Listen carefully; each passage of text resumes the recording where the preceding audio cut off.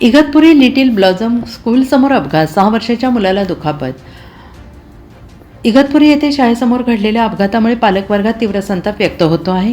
Little blossom school समोर भरधाव कारची धडक लागून पहिलीमध्ये शिकणाऱ्या 6 वर्षांच्या विद्यार्थ्याला गंभीर दुखापत झाली आहे. 18 फेब्रुवारी रोजी दुपारी शाळा सुटण्याच्या वेळी ही घटना घडली. तक्रारदार कुंडलिक डावकर यांनी दिलेल्या माहितीनुसार चालक यश कदम यांनी निष्काळजीपणे वाहन चालवत त्यांनी मुलाला धडक दिली. अपघातात मुलाच्या डोक्याला मार लागलेला असून 4 टाके पडले आहेत. सध्या मुलाची प्रकृती स्थिर आहे. या प्रकरणी चालकासह मुख्याध्यापिका श्रीमती मंत्री, शाळा व्यवस्थापन समिती आणि पप्पू मंत्री यांच्या विरोधात इगतपुरी पोलीस ठाण्यात गुन्हा नोंदवण्यात आलेला आहे. या घटनेनंतर शाळा प्रशासनाने चुकीची माहिती दिल्याचा आरोपही पालकांनी केलेला आहे. CCTV फुटेज तात्काळ न दाखवता 4 दिवस विलंब लावण्यात आल्याचं तक्रारदारांचं म्हणणं आहे.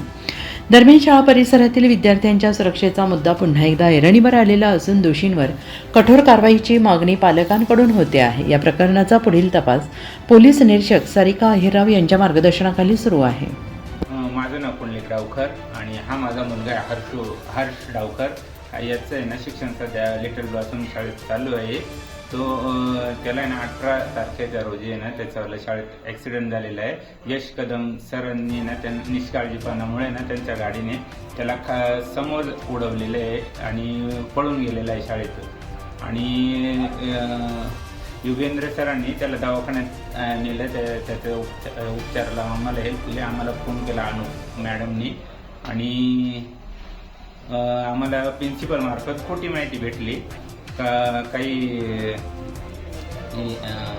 बोल.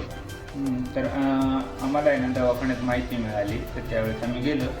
प्रिन्सिपलने काहीतरी चुकीची माहिती भेटली आमच्यापर्यंत आणि शाळेच्या मॅनेजमेंटनं कोणतीही प्रकारचे आम्हाला सहकार्य केलं नाही का.